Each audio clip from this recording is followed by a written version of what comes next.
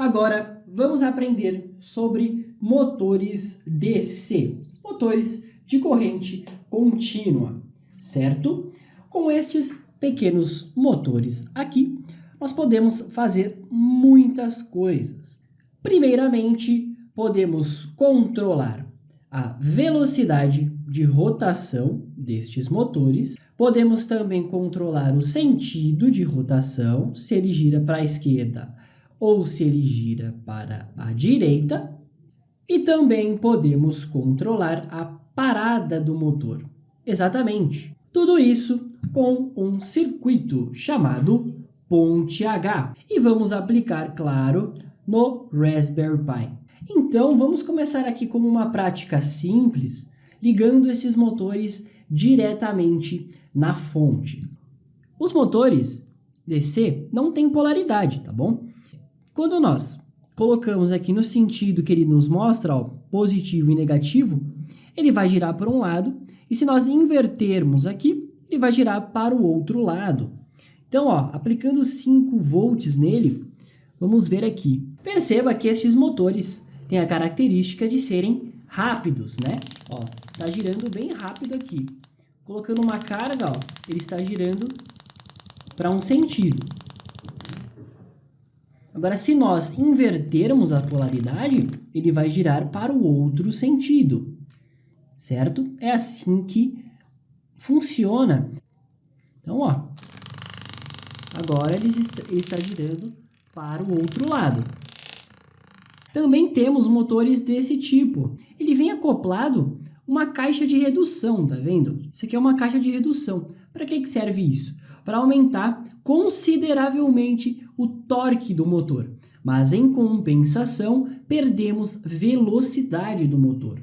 Então, para projetos mecânicos que precisam de bom torque, tá? Precisam rotacionar coisas pesadas, este é o motor ideal, com uma caixa de redução. Vou ligar aqui para vocês verem. Perceba que aqui, ó, este motor está girando bem rápido. Ele é um motor DC, como esse. Mas tem uma caixa aqui de redução, então um conjunto de engrenagens aqui dentro, fazendo com que este eixo gire bem mais devagar, porém com um torque muito maior.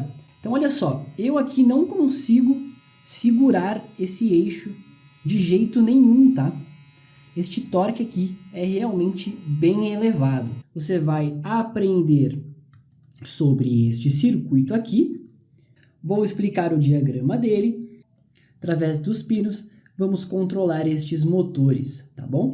Temos alimentações separadas aqui, né? Então, aqui é uma alimentação para o motor, aqui é a saída do motor, e aqui é apenas os pinos de GPIO, configurados como saída para controle. Apresentação rápida da placa. Nós podemos controlar um motor com esta plaquinha, e aqui é um circuito ponte H típico, mas utilizando transistores Darlington, chip 122. Olha só, focando, olha aí.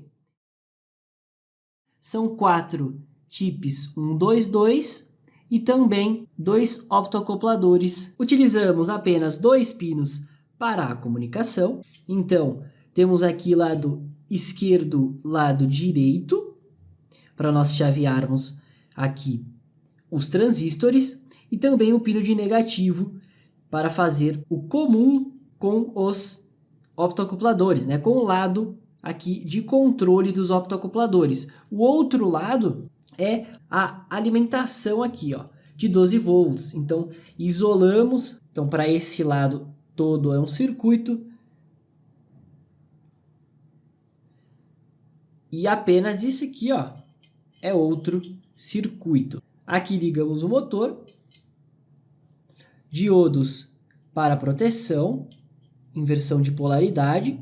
Resistores de 560, indo no LED interno de cada optoacoplador. Não podemos esquecer um capacitor para tentar reduzir os picos de tensão aí que ocorrem, também alguns ruídos, devido à indutância. Então olha só, Se eu pressionar esta chave e esta chave, olha que bacana, o motor gira para um sentido. Por quê? Nós temos a corrente circulando por aqui, tá vendo? Ó, entre estas duas chaves. Então, se eu abrir, ó, abrir, beleza, o motor parou. Agora, fechando as outras, sempre na diagonal, o motor gira para o outro lado. Tá verificando aí? E repare que temos uma possibilidade de erro aqui, né? Temos uma zona de perigo. Então, se nós fecharmos esta chave e esta, vamos fechar um curto. Aqui no software, claro, nada vai acontecer, mas na vida real, provavelmente faíscas vão rolar. Então, esta configuração típica, aqui assim, é bem ruim de se usar. Para isso, projetamos então o circuito, este aqui embaixo, o circuito ponte H com transistores Darlington, controlando através de optoacopladores para nós aumentarmos a segurança ali no Raspberry Pi. Não se apavore, eu vou disponibilizar este circuito aí no conteúdo da Udemy, tá? Na grade você terá um PDF com o circuito completo e bem mais detalhado. Aqui é apenas para a demonstração. Preciso só enquadrar aqui na tela. Beleza, ficou melhor. Então perceba que assim que nós ligarmos, nós teremos aqui a simulação bateria 1, tá? E a bateria 2. Isso aqui são sinais lógicos vindo do Raspberry Pi. Coloquei uma bateria para simplificar e também para isolar aqui a parte de potência da parte de controle. Perceba que a fonte ligada, então temos aqui um curto no motor. Presta atenção, é um curto nos cabos do motor, não é um curto entre positivo e negativo, entendeu? É um curto apenas no motor em si, tá? É como se você pegasse o motor aqui e fechasse um curto entre os dois cabos. Então, ó, o Q2 e o Q3 está saturado se eu tenho os dois em zero aqui, ó, os dois sinais em zero, tá vendo? Então, quando eu colocar nível lógico 1, neste optoacoplador, este nível virado Raspberry Pi, olha lá, o motor começa a girar para um lado. Por quê? Saturamos este transistor Q1 aqui embaixo, com isso colocamos zero diretamente aqui, ó, em um pino do motor. E como aqui já tinha potencial positivo, ele apenas girou, entendeu? Porque já tínhamos potencial positivo deste lado, beleza? O R4 mantém um nível lógico alto à base do Q3, tá entendendo? São dois resistores aqui, Q4 e Q1 de pull-up. Você já aprendeu isso na aula passada. E no momento que Q1 está saturado, Q2 está cortado, porque ele é acionado com nível lógico alto nele. Então, como eu coloquei vindo para o terra, a base temos potencial negativo e ele não irá saturar. Então isso faz com que o motor gire para um lado. Se eu abrir aqui a chave e fechar a outra, o motor gira para o outro lado. Muito bom. E perceba que agora nós não temos mais aquela zona de perigo. Podemos ligar os dois em nível lógico alto, os dois sinais, e olha lá, o motor é curto-circuitado. Isso faz com que a parada ocorra. A parada vai acontecer porque o motor ele é uma carga indutiva, tá? Então indutores eles se comportam como capacitores, eles armazenam energia de certa forma. Quando nós curto-circuitamos isso, nós iremos dissipar isso. A energia ainda está ali. No momento que nós dissipamos com um curto, o que acontece? A parada instantânea do motor. Nesse caso, para motores de pequeno porte, não tem problema curto-circuitar na hora. O curto, ele é assim, ó. Tem o motor aqui do lado e o curto é entre aqui e aqui. E não temos mais aqui em cima. Ó, não temos mais aqui em cima e menos, tá? Não é assim, tá bom? Preste atenção. O que vai acontecer aqui é um curto apenas assim, ó.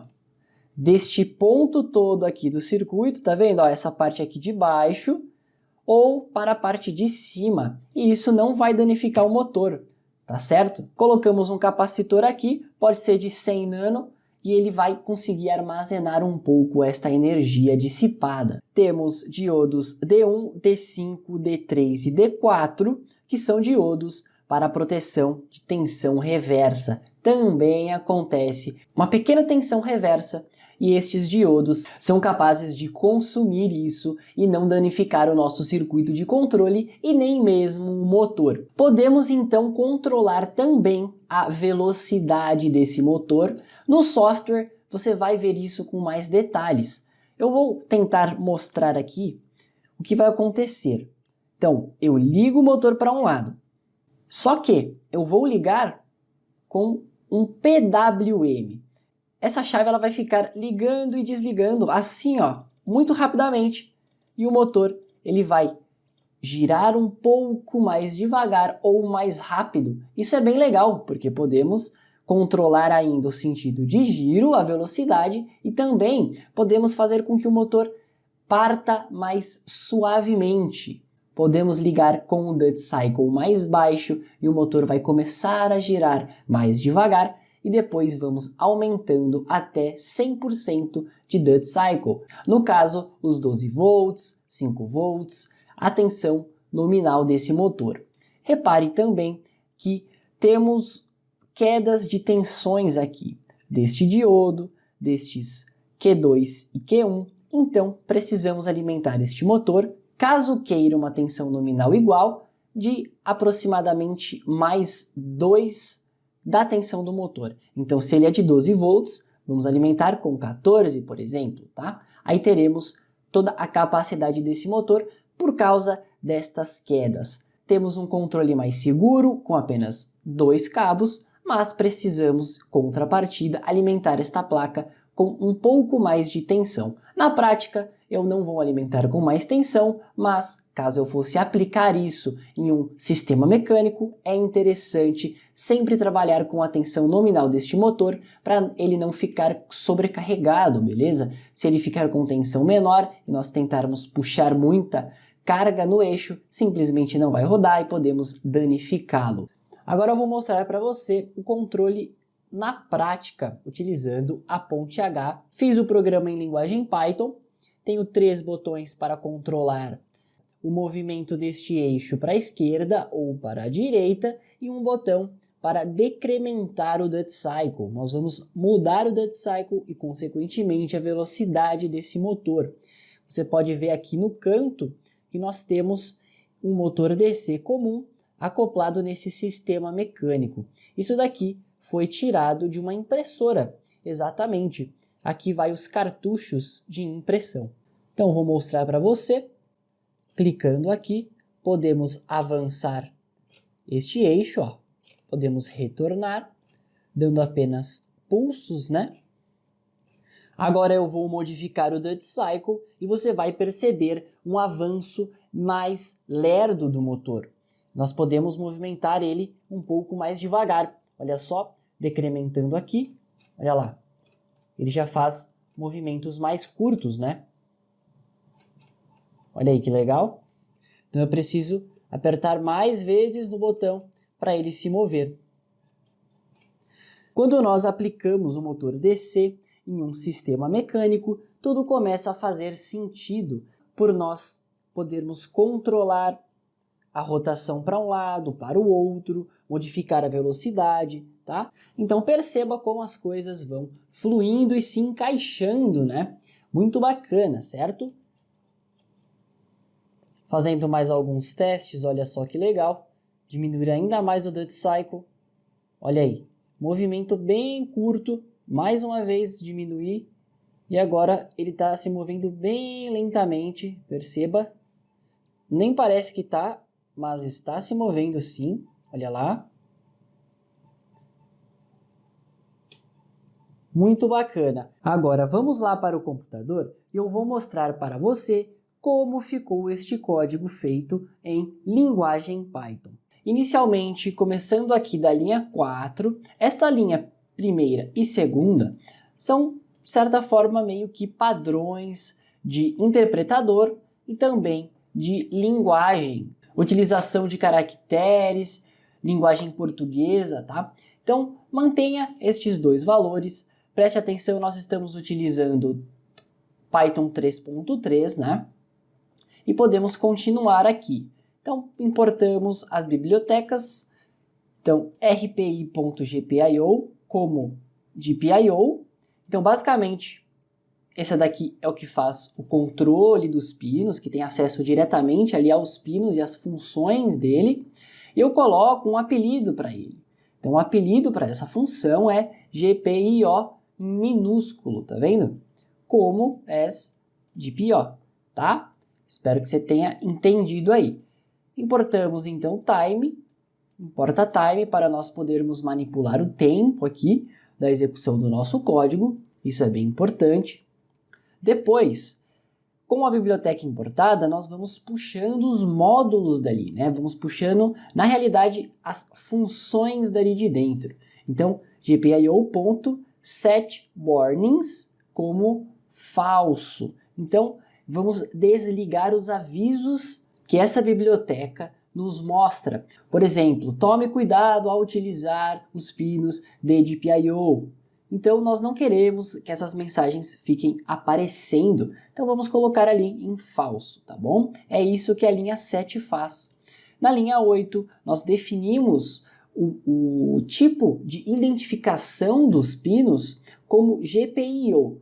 Essa imagem aqui é todos os pinos do Raspberry Pi 3B+. E perceba que nós temos enumerado assim, né? 1, 2, 3, 4, 5, 6. Esse é o número do pino real, mas nós vamos utilizar o número do pino GPIO. Perceba que tem uma diferença. Então, eu quero utilizar o GPIO 13, ele está no pino 33. Então, para mim não colocar o pino 33, eu vou colocar apenas GPIO 13. É isso que esta linha .bcm faz, tá bom? Faço um mapeamento breve aqui. Crio as variáveis que nada mais são do que as entradas e as saídas que nós vamos utilizar, pino 1, pino 2, e respectivamente definimos os valores para eles. Estes valores nada mais são do que o pino GPIO que eu acabei de explicar. Então, o pino 1 recebe 19 e o pino 2 recebe 26, tá? Depois tem o mapeamento aqui para os botões, tem 3 botões, respectivamente 5, 6 e 13. Agora, para as saídas, eu crio uma lista. Criando uma lista, eu coloco as variáveis que nós criamos logo aqui em cima, tá? Aí depois eu posso fazer assim, GPIO, puxo lá da biblioteca, RPI GPIO, ponto setup, saídas, então ele vai pegar tudo que tiver aqui entre essa chave e vai definir como saída, tá? Muito simples, isso daqui é um vetor barra lista. Na linha 18, vamos colocar todas as saídas para nível lógico 0. Então ela vai ficar desligada. Depois vamos definir os botões aqui. Então entradas será a lista de botões definidas na linha 13, entendeu como que é? E depois vamos configurar com ponto setup. Então configura todos estes botões, entradas, que é uma GPIO.entrada, certo? Aí pull up down, eu quero pull up. Então terá um pull up interno.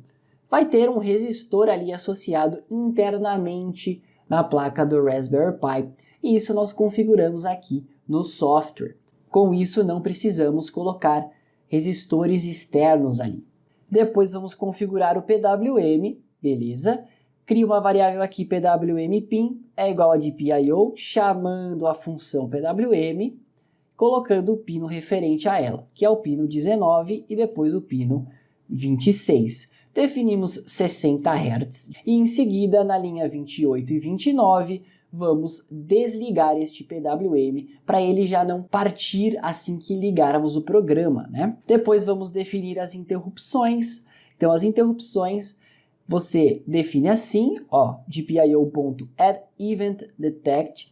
Então ele vai colocar um evento de detecção no botão 1, no botão 2 e no botão 3.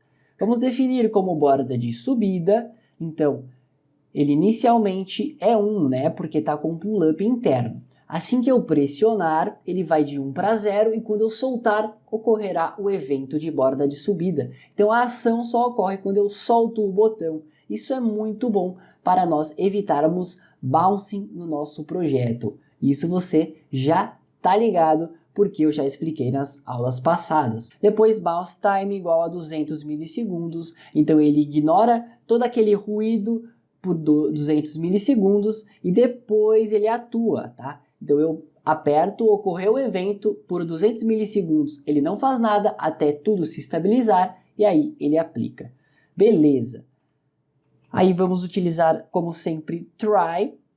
Podemos colocar algumas variáveis aqui em cima e aí temos o nosso laço de repetição infinito, o while true, certo? Daí, ó, fica muito simples de nós fazermos isso. Vamos vir aqui, colocar um if. Então, se ocorrer um evento de detecção no botão 1, eu faço o seguinte, pino 2 vai igual a 0, então é aquele pino de controle lá da ponte H que eu expliquei para você. Depois temos um for i em um range de 6, então ele vai executar este pequeno bloco aqui, ó, estas duas linhas 6 vezes. Então teremos aqui 0,06 segundos, né? Porque ele vai executar 6 vezes isso. E acionamos o PWM com o valor de DUT, que é o DUT de 100 que eu defini aqui em cima, tá vendo? Então PWM 100%, toda a carga do motor. Assim que esse laço terminar, vamos desligar o PWM, sempre aguardando 0,1 segundos, porque é importante, senão, se nós não colocarmos esse tempo, as coisas vão acontecer muito aleatoriamente e não vai ser legal isso. Depois, botão 2, para invertermos o sentido, é exatamente igual ao 1 e o inverso deste if de cima, aplicando o evento no botão 2, tá bom? Na linha 65, mais um evento de detecção, no botão 3, que nós vamos decrementar em 10 o DUT. Com isso, vamos fazer o motor girar mais devagar quando chamarmos estes dois ifs aqui em cima, tá vendo? E claro, se o DUT for menor que 0, aqui DUT retorna para 100, tá bom? Porque ele não pode receber um número negativo aqui como parâmetro. Por último, temos uma exceção, né? E fazemos um keyboard interrupt.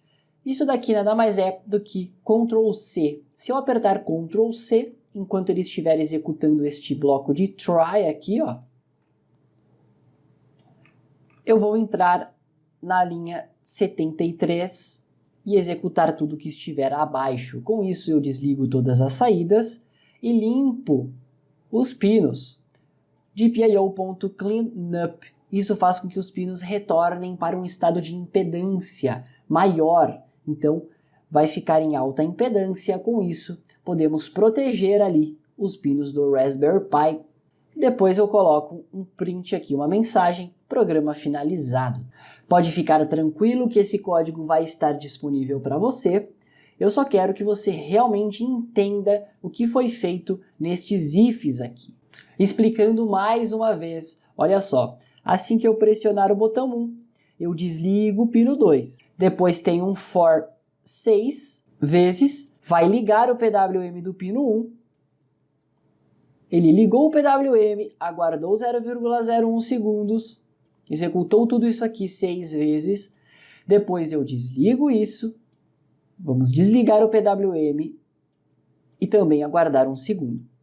Isso vai fazer com que nós tenhamos de um lado da ponte H nível lógico 0 e do outro lado um sinal PWM, um sinal quadrado ali, sempre variando para a velocidade do motor ser controlada e também o sentido de giro. Se eu quero para o outro lado, eu só inverto.